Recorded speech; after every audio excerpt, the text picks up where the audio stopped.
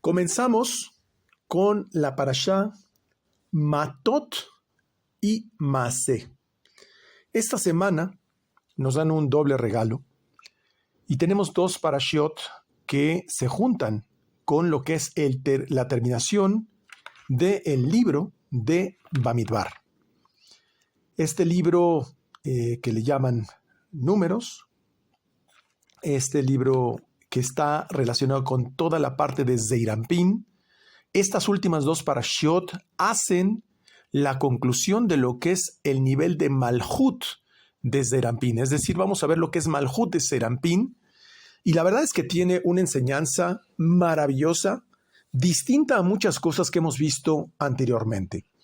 Por supuesto, sigue hablando de todos los temas dentro del discurso asociado con el tema de pureza sexual y cosas que ya sabemos, pero la parashá Matot es literalmente Yesod de Zeir Anpin y la parashá Maaseh es Malhut de Zeir Anpin.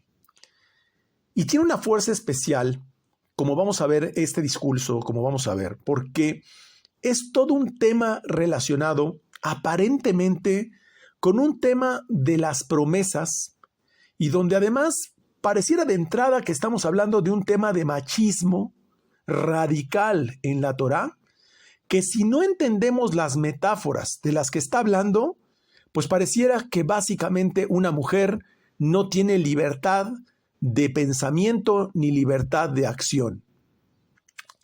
Voy a mencionar un poco el contexto porque vale la pena para entenderlo.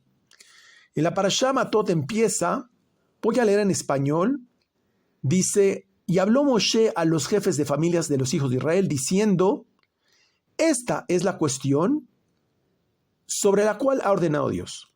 Y de aquí hay un aspecto y una clave muy importante. Dice: Ze adavar asher tziva Adonai. Ya sabemos que el vocablo ze conecta con biná. Es decir, vamos a ver algo que está relacionado con el nivel de biná, pero del enunciado siguiente. El hombre que haga una promesa ante Dios o que haga un juramento con la finalidad de prohibirse algo a sí mismo, no ha de profanar su palabra, todo lo que salga de su boca cumplirá. Y de ahí sabemos la importancia que cuando nosotros juramos algo, prometemos algo o decimos algo, debemos sí o sí cumplir nuestra palabra.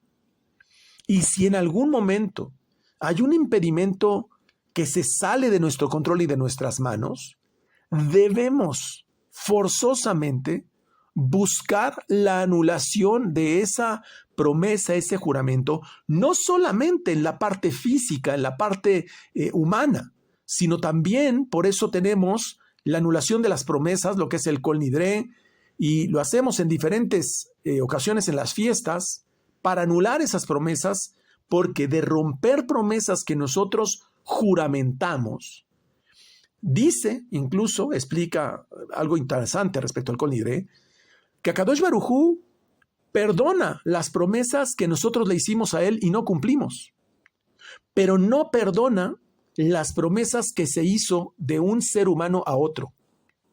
Y la pregunta es, ¿por qué? ¿Cómo puede ser que un ser humano tenga un valor mayor que Dios mismo? Y es que precisamente cada ser humano es un árbol de la vida. Y cuando nosotros generamos una promesa a otro ser humano, o cuando nosotros hablamos algo a otro ser humano, esa promesa queda firme en este mundo. Dios tiene esa cualidad de poder modificar esa esencia y la podemos cancelar. Pero de ahí que queda una responsabilidad tremenda y de lo cual vamos a hablar. Pero la pregunta es ¿por qué? ¿Por qué esto es tan importante? Y vamos a entender en esta parashá aspectos inimaginables. Luego dice todo este tema que pareciera un machismo ridículo, que por supuesto no tiene nada de ridículo, es una serie de metáforas profundísimas.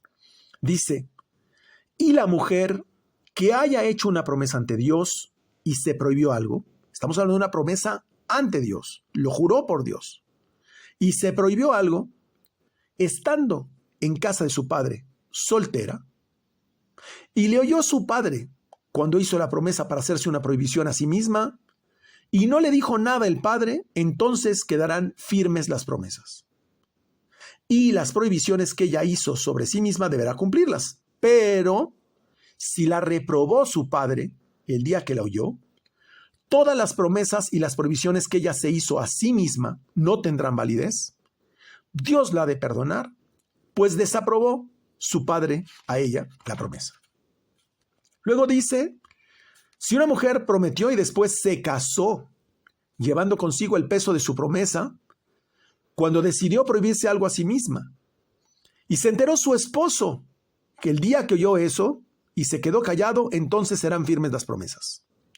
Y las prohibiciones que ella hizo son válidas.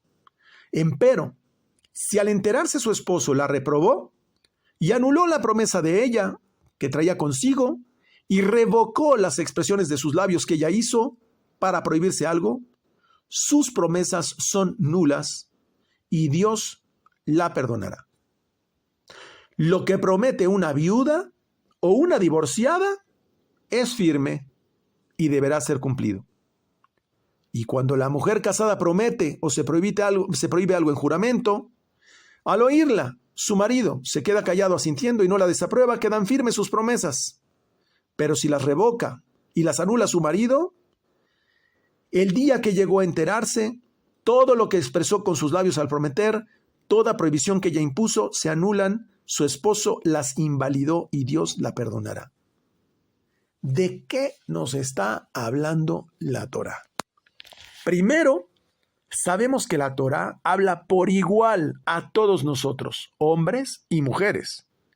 Por lo tanto, te está hablando a ti, hombre, sobre tu mujer. Y a las mujeres también les está hablando. Pareciera que de entrada, si la mujer soltera hace una promesa, pues queda firme. Pero su padre puede cancelarla, y si una mujer está casada, el esposo puede cancelarla.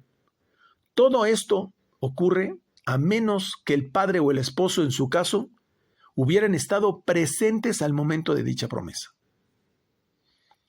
Pues viene el inicio de esta parashá tan interesante. Cuando nosotros hacemos una promesa, papá, yo mañana te hablo, hija, yo paso por ti para que salgamos a comer, o yo mañana me comunico con usted. Cuando hacemos una promesa y dejamos de cumplirla, y todos hemos generado esta situación, generamos un espacio vacío o fisuras. En realidad, es una forma, en esencia, así muy práctica, de robo de tiempo. Estamos robando tiempo a la otra persona. Pero no solamente eso. Estamos adulterando el proceso de una decisión donde nosotros, mediante nuestra boca, ya hemos explicado, particularmente en este libro, que la boca tiene un poder tremendo. Cuando nosotros emitimos ángeles, es decir, fuerzas, a través de nuestra boca, impactamos lo que queremos que suceda. Y cuando generamos una acción que es contradictoria, generamos un cortocircuito. De hecho, hablando de promesas, les recuerdo que Rachel, la matriarca Rachel, murió porque ella verbalizó su muerte cuando fue el tema de los ídolos de Labán. Labán le cuestionó que si ella había tomado los ídolos y le dijo, por mi vida, que yo no los tengo. Y precisamente esas son palabras muy delicadas y por esa razón muere Rachel a raíz de lo que hizo su boca.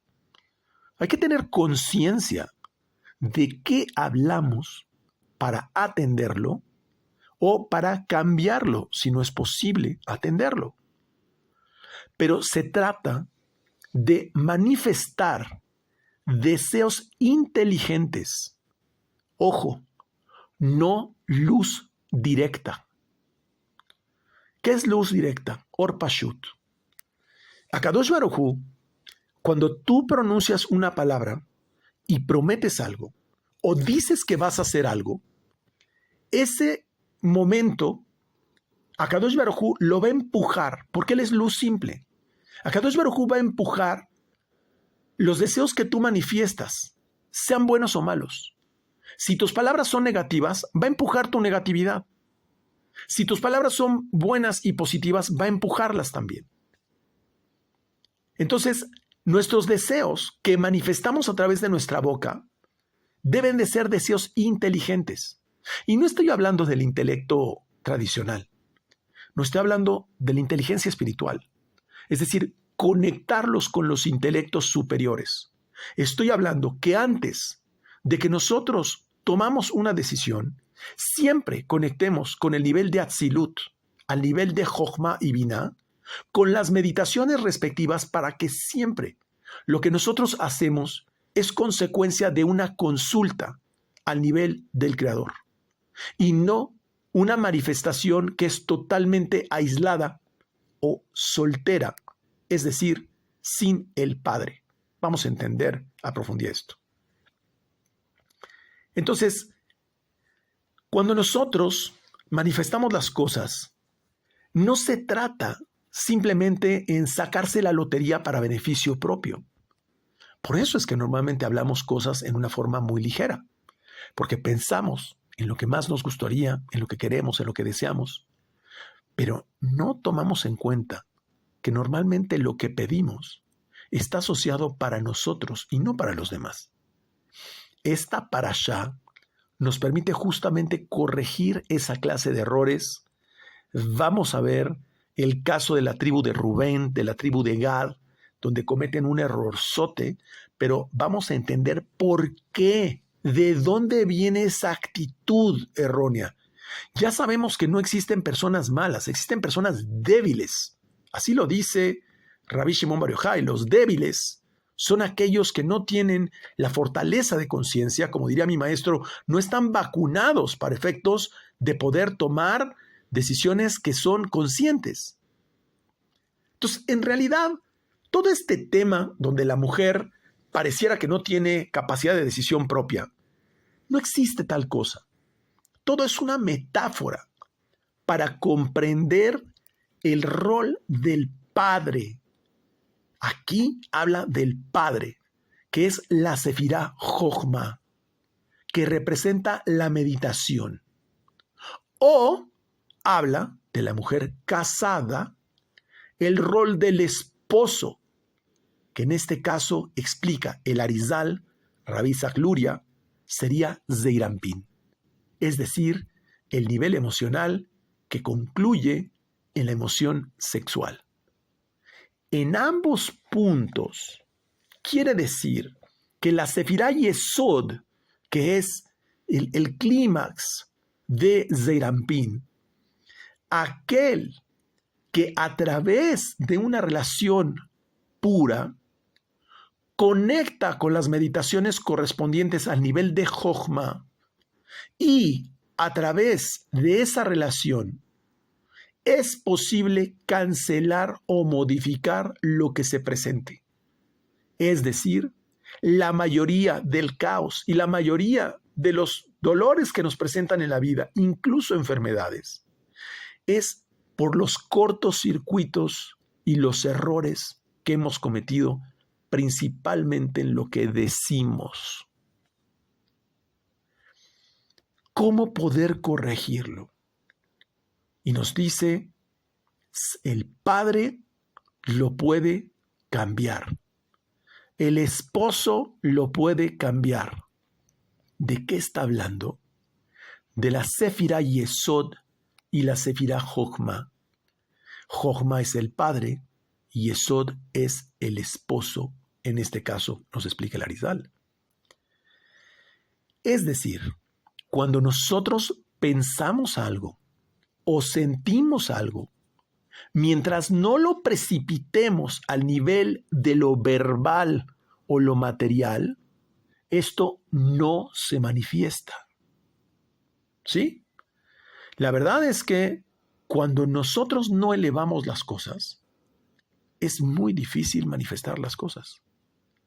En el sentido inverso, cuando nosotros utilizamos al Padre, Sefirá Jochma, Es decir, la meditación, lo que hacemos es impactarle a la meditación una fuerte emoción, es decir, el nivel de Zeirampín. Por eso es que habla del padre y del esposo, porque en el momento de la relación conyugal, donde hay una meditación y una emoción sumamente intensa, es que el padre y el esposo tienen esa cualidad para efectos de poder determinar lo que se va a manifestar en el mundo físico. Cuando nosotros simplemente meditamos e impactamos una fuerte emoción, es decir, unimos Jochma con Zeirampín y verbalizamos el nivel de Binah, empieza la parashá haciendo referencia a la palabra Ze, y ya sabemos que Ze hace referencia a Binah, que es la verbalización de la meditación. Cuando nosotros verbalizamos una meditación que está impactada con fuerte emoción, queda firme en el mundo físico. No podemos romper la palabra. Lo que tú impactas con esta técnica, vamos a llamarle así, o con este ejercicio, quede impactado de forma permanente. Justamente estamos terminando el mes de Tamuz. Prácticamente ya hoy, mañana, es Rosh Hodesh del mes de Av, que tiene una energía tremendamente fuerte. Muchas veces lo percibimos como si fuera una fuerza negativa. En realidad, es un proceso, Tamuz es un proceso que nos obliga de todos, la corrección, o sea, nos obliga a la corrección de todos aquellos aspectos que están truncos en nuestra vida. Si hay algún aspecto legal, algún aspecto sentimental, algún aspecto social, algún aspecto laboral que no está funcionando en tu vida, es como si lo presionaran para que botara el problema en el mes de Tamuz. Y eso no es malo. Nos permite abrir los ojos para detectar las situaciones que se necesitan mejorar. La energía del mes de Tamuz nos da la oportunidad de realizar cambios. Nos presiona por corregir esos aspectos y nosotros lo observamos como si fuera una fuerza negativa. Pero en realidad estamos componiendo aquellos aspectos a través del uso de herramientas cabalísticas que ya hemos enseñado.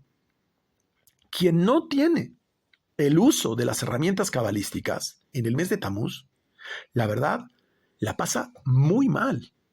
Estamos hablando de accidentes graves, pérdidas económicas fuertes, situaciones jurídicas o legales supremamente negativas, problemas en el trabajo, pérdidas de trabajo, pérdidas familiares. Es un mes verdaderamente complicado a quien no sabe cómo lidiar con olas de gran tamaño.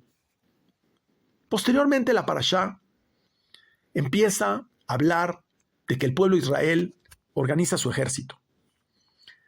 Y dice que literalmente le fue entregado el pueblo de Midian. Llama mucho la atención que el Humash, en este caso, dice aquí algo muy curioso. Dice, le habló Dios a Moshe diciendo, cobra la venganza de Israel sobre los midianitas y luego te retirarás. Habló Moshe al pueblo y le dijo, apronten ustedes unos hombres para el ejército, pues cobraremos la venganza de Dios sobre los midianitas. ¿Por qué y qué relación tiene esto con el tema del esposo y la esposa? ¿Qué fue lo que pasó? A ver, el pueblo midianita, encabezado por 5 reyes, entre ellos Balac, lo que hicieron fue tratar de corromper el pensamiento del pueblo de Israel. Lo que intentó Balac al mandar mujeres bellísimas al pueblo de Israel, y entendamos la palabra mujer, ¿ok? No como un elemento o un objeto, no, sino lo que trató de estimular es el deseo de recibir de Israel. Y es que cuando a un ser humano se le corrompe el pensamiento con el deseo de recibir, un deseo de recibir que no está elevado al nivel del padre y del esposo, prácticamente queda un ser muy vulnerable.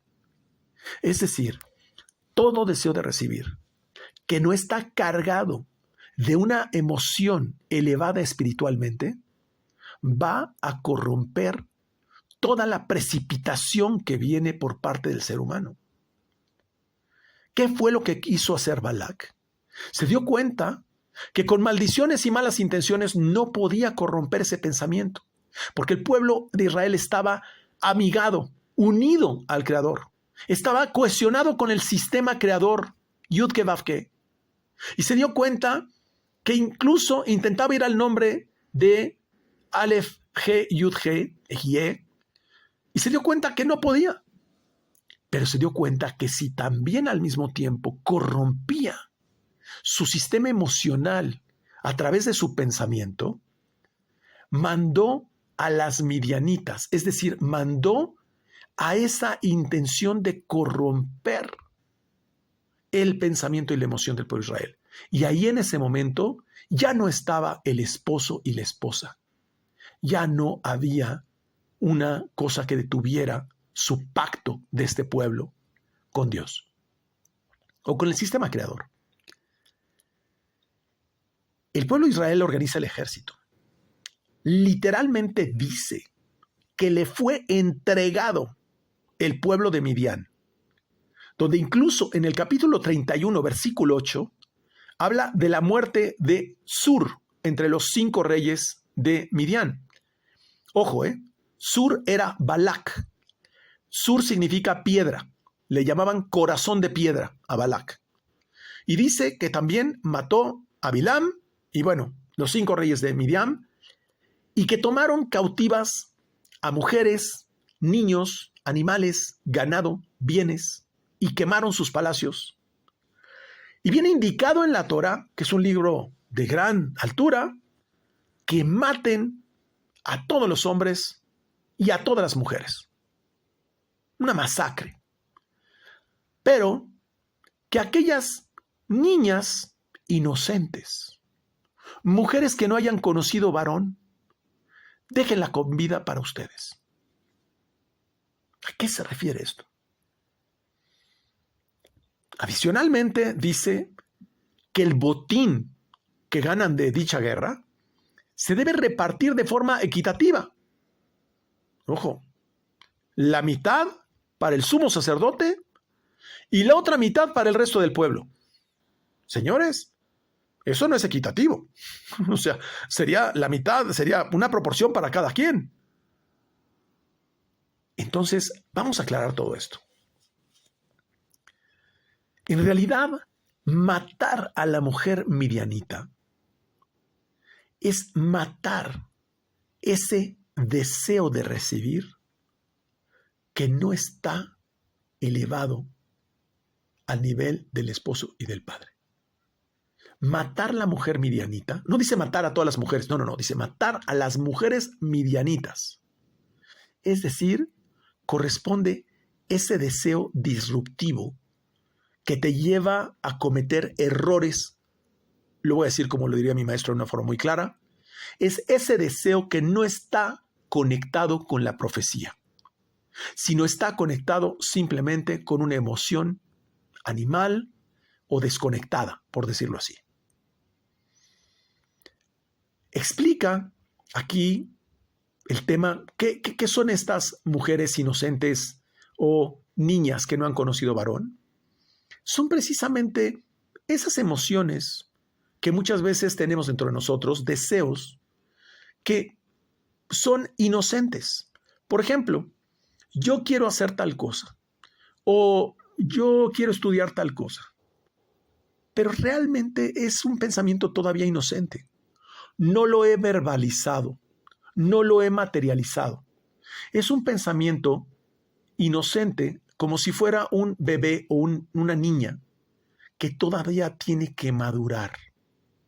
No ha conocido varón, es decir, no ha conectado todavía con el deseo de dar. Solamente es un pensamiento que está desconectado. Nuestro deber de esa niña, de ese pequeño pensamiento inocente, ese deseo de recibir inocente, es madurarlo hasta que conozca varón. Es decir, hasta que nosotros lo conectemos con la Sefirá Jochma y Yesod. Entonces, pero esta forma de repartir equitativa, donde la mitad es para el sacerdote y la mitad para todo el pueblo, lo aclara muy confusamente la Torá y pregunta el Ari. De la mitad que le corresponde a los soldados. Así lo dice. La mitad es para el sumo sacerdote, de la mitad que le corresponde a los soldados. ¿Por qué tiene que aclarar la Torá que es de la mitad que le corresponde a los soldados? ¿Por qué no simplemente de la mitad? ¿Y por qué dice de los soldados? Habla que se tenía que repartir una pieza, pero no menciona una pieza, menciona la palabra nefesh. Nefesh se refiere al alma basal, al alma primaria, nefesh. Entonces hay que repartir una pieza del botín por cada 500, mientras que a los civiles se les habla de repartirles una porción cada 50, porque a Eleazar, el sumo sacerdote, entonces proporcionalmente le dan 1 en 500. O sea, una cosa por cada 500 y al otro una por cada 50. ¿De qué está hablando? Obviamente no nos está hablando de una repartición material. Son códigos. Porque en el caso de los civiles, usa la palabra todo de los animales. Es decir, repartir todo de los animales. Y en los otros no habla lo relativo del ganado y los animales. En uno les reparte lo de los animales y en los otros no. Esto, en esencia, y la explicación es muy larga, en resumen, se refiere a los días de la semana, donde los días de la semana tenemos muchas omisiones que son corregidas en Shabbat. Entonces, estamos hablando que los primeros 500 se refieren al nefesh, que es el alma primaria o animal con la que conectamos los días de la semana. Se refiere al nivel de Malhut. Pero después, cuando hablamos de 50, sabemos que se refiere a la puerta 50, Shabbat. Se refiere a la letra Hei de Binah. De la misma forma, cuando en esos días, me refiero en los días de la semana, nosotros cuidamos los preceptos, principalmente los preceptos relacionados con el recato y la pureza, eso incrementa su potencia co-creadora en Shabbat. Ese es ese botín.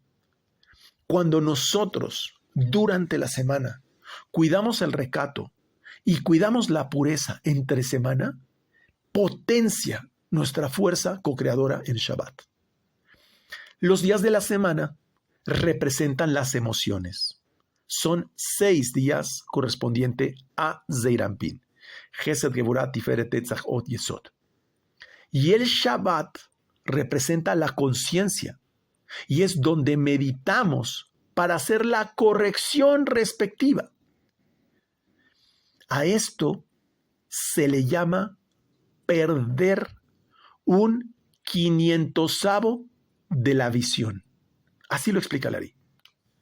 En realidad, explica Rabbi Isaac Luria, cuando Malhut de Zeir Anpin y Zeir Anpin estaban en la panza de la madre, así lo dice, Malhut de Zeirampín y Zeirampín estaban en la panza de la madre, quiere decir que cuando Nukva, es decir, Malhut, sale de Ima, que es Binah, que es la primera Hei, Nukva es la primera Hei de Yud He Vav He, y la primera Hei es Binah, y la segunda Hei de Yud He Vav He es la de Nukva, la de Malhut. Sale de la parte inferior, así dice, sale de la parte inferior desde la letra Vav. La letra Vav vale 6 y representa los 6 días de la semana. Es decir, cuando la segunda letra Hei sale al mundo, se completa el nombre de Yud He Vav He. En resumen, de los 6 días de la semana, cuando precisamente nosotros en Shabbat unimos Nukva, que es Malhut, con Binah, cuando nosotros en Shabbat elevamos los 6 días de la semana a el nivel de Atzilut, al nivel de Binah, se completa el nombre Yud He Vav He. ¿Qué está diciendo en pocas palabras? Que en Shabbat nosotros tenemos la capacidad de conectar con toda la fuerza creadora para efectos de poder modificar o co-crear en los días de la semana. Si ustedes observan, está sumamente relacionado este concepto con lo que acabamos de explicar de las promesas. Las dos letras Hei de Yud He Vav He, esas dos letras Hei suman 10, ¿verdad? La letra Hei vale 5 y otra letra Hei vale 5, suman 10. Y son las que le dan sentido a la letra Yud. ¿Por qué? Porque las dos letras Hei suman 10 y la letra Yud vale 10. ¿Qué es lo que hacemos en Shabbat? Unir las dos letras Hei. Conectamos Shabbat, que es Binah, que es la primera letra Hei, con Malhut, que es el mundo físico, que es la segunda letra Hei. Hei más Hei vale 10. Y entonces la letra Yud, que vale 10, es el Padre. Y es la Sefirá Jochma. En realidad, está explicando el tema de las promesas, también de la esposa y de la hija. Ambas letras Hei tienen expresiones de juicio. Tanto Binah como Malhut son columna izquierda. Por eso son llamadas el botín que se había capturado. Eso significa el botín que se había capturado. Es literalmente la unión de Binah con Malhut. Una metáfora complejísima de poder descifrar si no es con esta explicación que nos da el Arizal. Midian, a través de Balak, lo que quería era perturbar los pensamientos de Israel. Y lo logró. Es decir, logró romper la unión de la Hei de Binah con la Hei de Malhut y logró dañar la Yud. Dañó la semilla de Israel, provocando Zera Levatalá, y provocó que esa Yud estuviera conectada con el Padre, que es la meditación. Como consecuencia de perturbar los pensamientos de Israel, logró la muerte de 24,000 personas por la plaga que se desató. Y eso es lo que pasa cuando precisamente permitimos que las mujeres midianitas, y no estoy hablando de mujeres físicamente, es decir, que cuando estos pensamientos disruptivos que están desconectados de la capacidad profética del ser humano, lo que vienen es a generar caos y muerte en nuestra vida. Muerte de proyectos, muerte de relaciones, muerte de negocios, muerte de contratos, etc. Explica el Ari que Biná es un proceso de aceptación o juicio y rechaza la idea. A veces, cuando hay un pensamiento y nosotros podemos aceptarlo o rechazarlo. Por lo tanto, Biná ya implica un juicio. Cuando nosotros tenemos una meditación, al nivel de Jochma no hay juicio. Pero cuando nosotros lo verbalizamos y decidimos lo que vamos a verbalizar, ya hay un juicio. Ya hay una aceptación de las imágenes adquiridas o un rechazo de la imagen adquirida. Biná es un proceso de juicio intelectual. Malhut es un proceso de severidad, de orden físico. Ahí, en Malhut, sí hay una gran dualidad. Al nivel de Biná, hay un juicio de aceptación o rechazo. Pero a nivel de Malhut, ya es una dualidad absoluta, cuerpo y alma.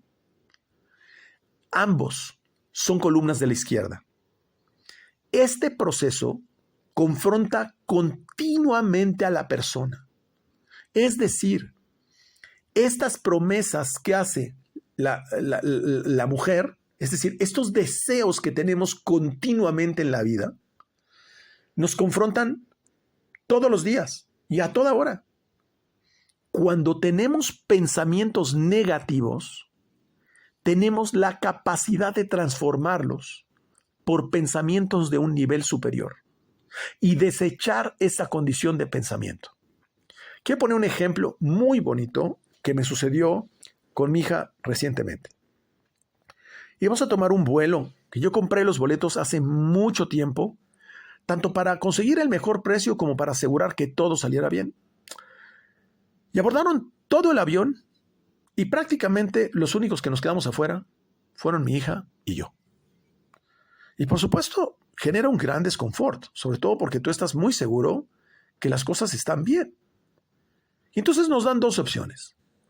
Uno es esperar 2 horas y salir en un vuelo con escala en El Salvador para efectos de después llegar a nuestro destino. Y la otra opción es un vuelo que salía 12 horas después para viajar toda la noche y llegar de madrugada, cuando nosotros teníamos un vuelo que simplemente salía a las 2 de la tarde y estábamos llegando a las 6 de la tarde a nuestro destino. La verdad es que yo estaba perturbado. Y entonces dije, bueno, finalmente es cumpleaños de mi hija, tú decide cuál quieres tomar. Y dijo, no, papá, vámonos en el del Salvador. Y yo dije, en un vuelo con escala tenemos que esperar y luego lo que sigue. Sí, lo que pasa es que, ¿sabes qué? Vamos a aprovechar el tour. Nos vamos a ir ya a El Salvador para que así ya pueda yo decir que ya estuve en El Salvador. No importa, aunque sea un momento, pero ya me fui de tour, ya estuve en otro país que no conocía yo. Eso es revertir la parte de severidad y transformarla en un juicio positivo. Cuando nosotros sabemos transformar que simplemente lo que nos están calificando no es el resultado de nuestras acciones, sino hacia dónde apuntamos la bandera. Eso es lo que nos está calificando a Kadosh Baruj Hu dentro de nuestro proceso de madurez. Ahí nos damos cuenta si nosotros tenemos capacidad de transformar pensamientos negativos y elevarlos a un nivel superior y desechar esa condición de pensamiento. Al final, como obviamente nos desertaron en el vuelo, nos dieron nuestros cupones de comida y demás, y hasta dijo mi hija, ¿ya ves? Hasta comimos gratis. Es decir, esa es la capacidad de transformar toda una situación de severidad en un juicio positivo. Ojalá tuviéramos la capacidad de transformar cada una de las cosas de nuestra vida de esa manera.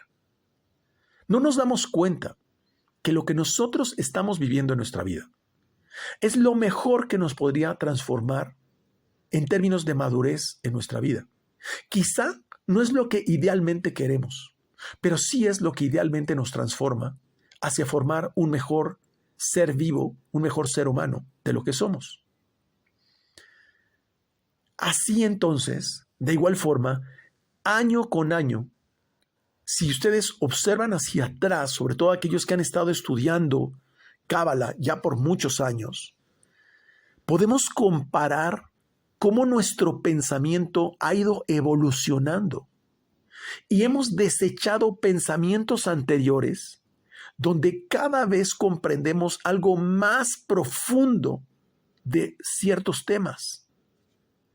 Pues de la misma forma como además cuando llegamos a un nivel de maestría en la escuela, vamos entendiendo conceptos y vamos desechando cosas más simples. De esa misma forma, vemos que el pueblo de Israel iba subiendo de nivel intelectual gradualmente. O a veces, digamos, llega ese pensamiento y finalmente te da la razón. No necesariamente los pensamientos que nosotros tenemos los podemos racionalizar, pero sí necesariamente las cosas que llegan a nuestra vida nos generan un incremento intelectual gradual a lo largo de la vida. Y por eso es que esta parashá Matot se une con la parashá Masé, donde hay 42 paradas que representan 42 niveles del pueblo de Israel, que ya comentaremos más adelante. Entonces, esta sustitución, y este es el tema, cuando nosotros nos dan una noticia que no es precisamente lo que nosotros tenemos pensado, la sustitución del pensamiento anterior es un proceso doloroso. Y ese proceso doloroso no tiene ninguna compasión con la persona. Esa es la luz simple, esa es la luz directa. Cuando nosotros estamos expuestos a una luz directa, te mueves hacia donde te tienes que mover o te mueves. Y no necesariamente lo puedes racionalizar. Lo tienes que resolver o resolver. Ese es un proceso de dolor. Por eso había cosas que se tenían que purificar ante el fuego, pero algunas cosas se tenían que purificar en el agua. Y sabes, aquel proceso que es doloroso es la purificación ante el fuego. No tiene compasión de la persona. Eso es Elohim. Pero el proceso que conecta con el agua es Gesed. Es la capacidad de poder albergar la presencia divina, la Shejinah, dentro de la persona, y por eso es purificada por el agua.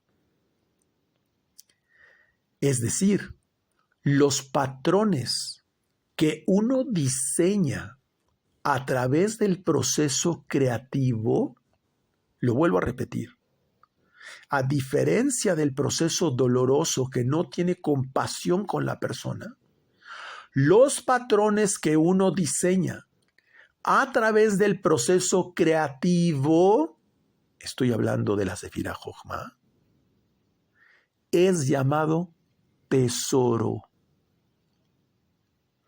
Por eso había la diferencia entre el botín y los tesoros. Ya hemos hablado del proceso que es llamado tesoro en parashot anteriores. El producto final que logramos en una guerra interior que mantenemos a nivel intelectual y emocional, cuando logramos elevarlo, es llamado tesoro en la Torá. Es el fruto de nuestra guerra intelectual y emocional que cuando sabemos diseñar ese fruto mediante el proceso creativo, es un tesoro. Porque es invaluable la capacidad de diseñar el resultado mediante el proceso creativo y no mediante un proceso de dolor. Por eso, una parte de ese botín se divide para la letra Hei de arriba, que representa el sumo sacerdote, y el otro la otra parte del botín se reparte para la Hei de abajo, que es Malhut. Los mundos del caos emergieron de la primera letra Hei. Ya lo hemos explicado. Es puro deseo de recibir. Es Malhut. Es una sefirá viuda, pobre. No tiene nada. Todo lo tiene que recibir. Por lo tanto, explica el Ari, los soldados que murieron y los 5, ¿sí?, que están ahí, se refiere a los reyes que emergieron de los mundos del caos, porque representan ese deseo de recibir sin medida. Es un estado de total geburá. Son los reyes y los soldados midianitas. Esos son a los que había que matar. Había que matar lo que es geburá. Y lo voy a repetir, creo que 2 o 3 veces. Geburá es aquel que tiene un deseo de recibir y que es insaciable. No sabe contenerse. Eso es geburá. Por eso no correspondía lo mismo que era el tesoro, que era la mayor proporción, a aquellas personas que estaban en pureza, que representaba el Kohen Gadol. La palabra que usa la Torá es la palabra kol, y kol vale 50. Si ustedes lo observan, justamente dice kol. Pues ahí están los estados de juicio de Yesod. Es el tzadik que es capaz de transformar los estados de juicio en pureza en Shabbat. Nosotros continuamente, cuando prometemos cosas, cuando tenemos deseos, todos esos deseos y todas esas promesas emergen de estados de juicio. Y en realidad, nosotros solo debemos diseñar nuestra vida de acuerdo a estados que provienen de procesos creativos a nivel de Jochma y siempre en pureza de Shabbat. Por eso aquel que está teniendo grandes ideas y que no tiene una relación pura y que no tiene la forma de cómo hacer Shabbat, simplemente no van a dar resultado esas ideas. El hombre, aquí en este caso, cuando habla del esposo, ¿sí?, y hablando del tema de las promesas, el esposo es el hombre que está al lado de la mujer. El hombre se refiere a Zeirampin, es decir, es el esposo de Malhut. Esto es explicación del Arizal, lo aclaro. Focalizando la actividad emocional y sexual en Yesod. Y Malhut es que lo recibe. Sabemos que toda la metáfora de los querubines que estaban en el tabernáculo eran precisamente 2 querubines que 6 días de la semana se daban la espalda, pero en Shabbat se veían de frente. Es Yesod y Malhut, que se ven de frente solamente en Shabbat. Ahí es donde toda promesa, toda situación puede ser modificada y anulada. Es de lo que nos está hablando. Ahí es donde corregimos o anulamos los estados de juicio que cometimos en la semana. Por eso es que el que se ocupa de ver de los demás, fíjense, el que se ocupa de ver de los demás pierde energía para su propio Malhut. Esto es algo muy, muy importante. Nosotros en Shabbat lo que hacemos es precisamente hacer una corrección de esos estados de juicio. Pero cuando la persona durante todos los días de la semana, siempre está viendo lo que el otro está logrando, el carro que el otro tiene, las ideas que el otro tiene, el negocio que el otro tiene, lo que el otro está haciendo, lo único que está haciendo es perder energía para su propio malhut. Por eso, cuando una persona es un empleado de un patrón, cuando una persona trabaja para el negocio de otro, lo que está haciendo es entregarle su propia energía de malhut al otro. Por eso es que el otro se enriquece, incrementa su economía, su valor e incluso su capacidad o su poder, porque el que está trabajando para el otro le está entregando su energía de malhut. Es decir, recibe de la beneficencia de los soldados de arriba. ¿Quiénes son los soldados de arriba? Los soldados de Israel. Estamos hablando de los verdaderos soldados, los tzadikim. Por eso esos tzadikim salían a la guerra acompañados del Cohen Gadol. Dice que salieron a la guerra acompañados de Pinjas, hijo de Eleazar.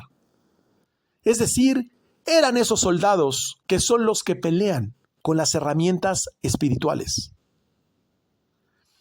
Ese recibe de la beneficencia del tzadik, entendiendo que siempre ocurre primero una guerra en el pensamiento.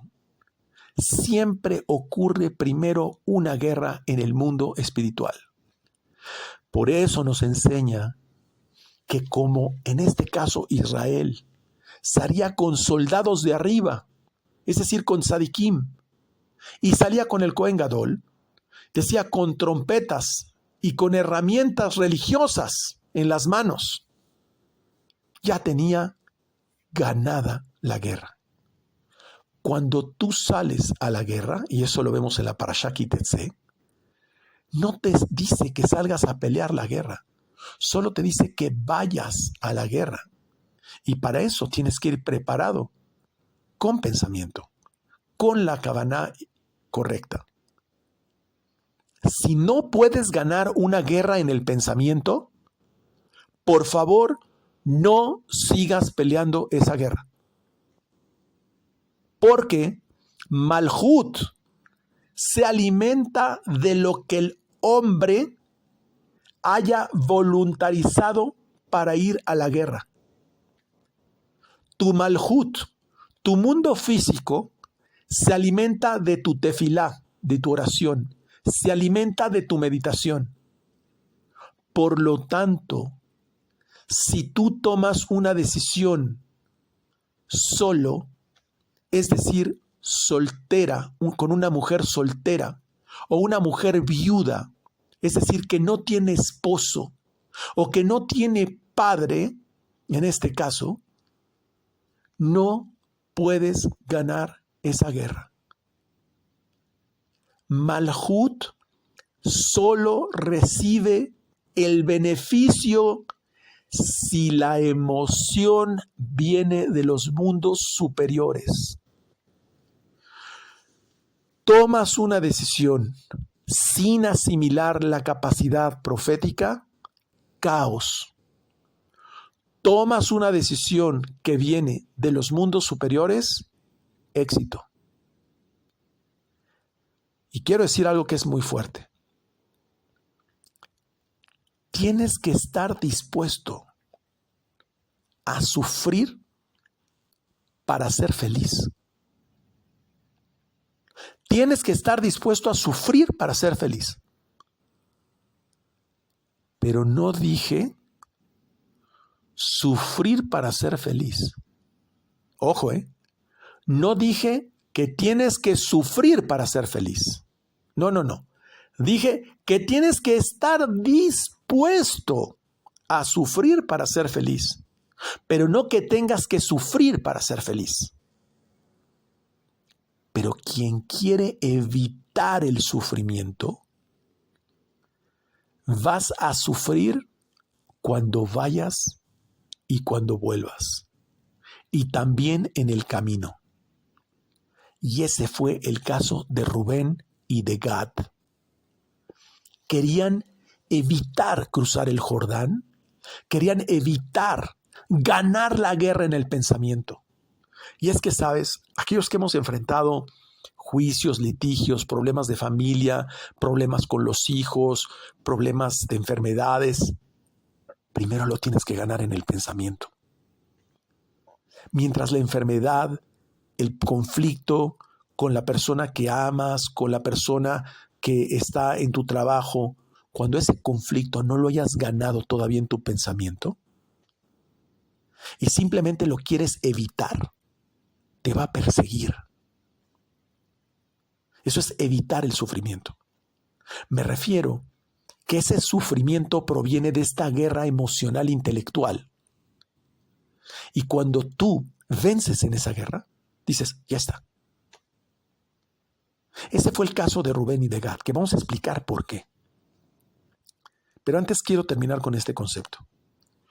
Uno va a la guerra para matar los pensamientos erróneos y negativos que no son ya válidos. De eso está hablando esta guerra con los midianitas. Mata los pensamientos erróneos y negativos que no son ya válidos. Tu angustia, tus celos, tu ira, tu enojo, tu miedo, tu lo que quieras, no es ya válido. Simplemente estás arrastrando tu Egipto y te dice, ve a la guerra y mátalos. Y a toda mujer, todo deseo que esté relacionado con ese pensamiento, mátala también. De eso es de lo que está hablando esa metáfora. Y si hay algo que todavía es un pensamiento inocente relacionado con eso, entonces quédatelo para ti, pero madúralo. Porque todavía es una mujer que no ha conocido varón. Es decir, todavía no lo has conectado con el nivel de Jochma. Todavía no puedes ganarlo en tu pensamiento. No lo hagas si no lo has hecho ganar en tu pensamiento. Masculino y femenino fueron creados. Así lo dice. No dice creó un hombre y una mujer. Dijo Ish y Isha. Creó masculino y femenino fueron creados. ¿A qué se está refiriendo? A Yesod y Malhut.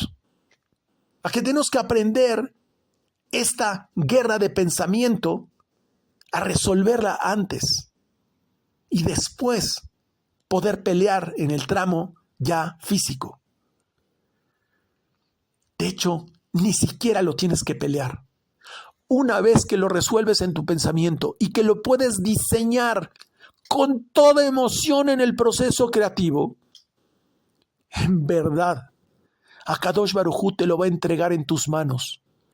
Porque así como cuando nosotros tenemos un pensamiento negativo, la luz simple, Or Pashut, lo empuja y te lo entrega, de la misma forma, cuando lo creaste dentro de esa visión totalmente creativa y uniste Yesod y Malhut, también lo empuja y te lo entrega. No tienes ni que luchar por ello. Pero aclaremos algo.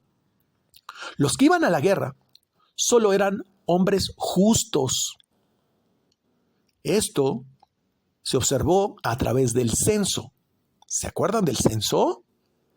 Es decir, los que la victoria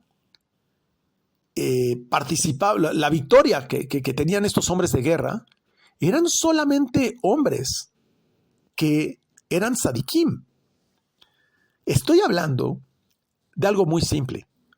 Los que iban a la guerra eran hombres que sabían escoger una mujer de gran pureza. Si no, la tienes perdida. Es decir, estos soldados que iban a la guerra son todos nuestros problemas y retos. Hay que escoger una mujer de gran pureza. Esos tzadikim seguían la contención y no relaciones promiscuas. No tenían una mujer promiscua.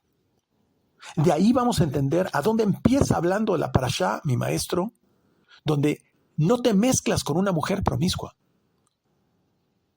Eso es lo que determina ganar la batalla. Tú te mezclas con una mujer promiscua y la tienes perdida. Y ahí es donde nada te sale. Si de por sí es dura la batalla emocional y mental, más cuando no tienes las herramientas de guerra. Ahora sí, con este contexto que acabo de explicar, entendemos lo que comienza explicando mi maestro, que está prohibido unirse con mujeres paganas porque ellas vienen de la columna del rigor. Por lo tanto, cuando dice que una mujer hace una promesa, te dice no te relaciones con la columna del rigor.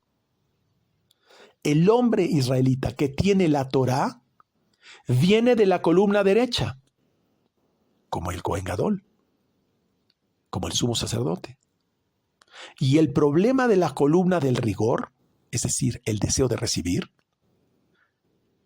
y recordemos toda la cronología que hicimos de los hijos de Caín, donde domina el deseo de recibir. Es decir, aquel que nunca se sacia, aquel que nunca le es suficiente, aquel que no resiste, que no se contiene. Eso deriva en una falta de recato y eso le lleva a perder todo tipo de vergüenza. Por eso habla de la venganza de Akadosh Baruj Hu sobre los midianitas.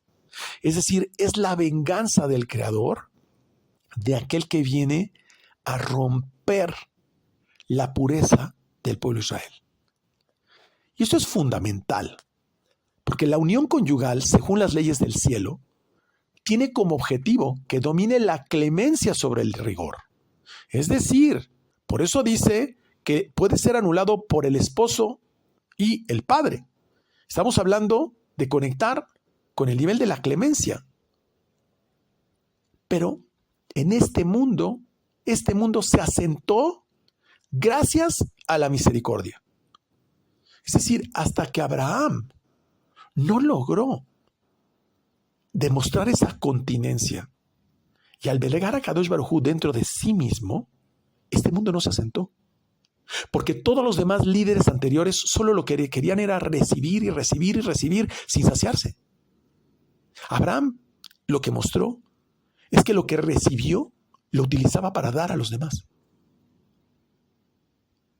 Por lo tanto, cuando habla de dejar a las mujeres vírgenes y a las niñas que no ha conocido varón, justamente está hablando de no tener relación con mujeres paganas. Y está haciendo referencia a la forma de cómo debe dominar el mundo de la clemencia sobre el rigor. Es decir, mujeres vírgenes, niñas que no han conocido varón, es decir, que no están relacionadas con el rigor. Por ese mismo motivo, todo el tema de las promesas implica que aquel que sale a la guerra con pureza, haciendo uso de las herramientas cabalísticas, vence sin tener que pelear la guerra.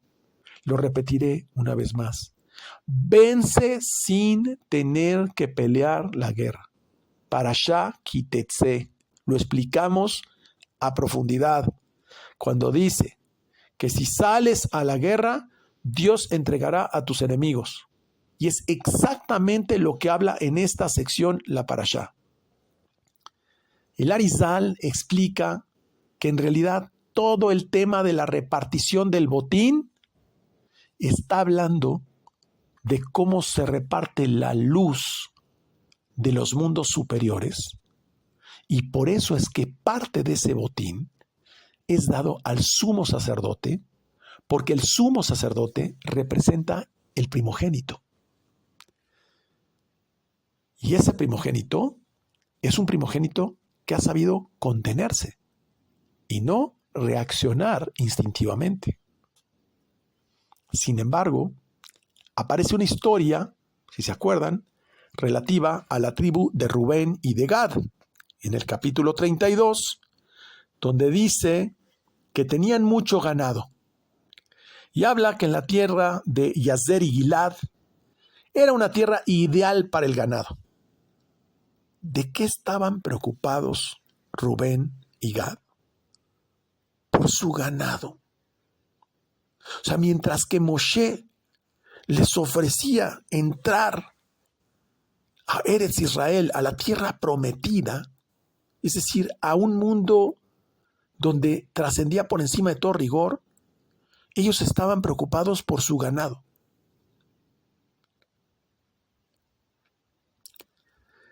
Ahí es donde empezamos a entender las discrepancias de este mundo y voy a explicar algo que es maravilloso y es por qué ellos pensaban así. Y ahí vamos a reflejar a muchas personas.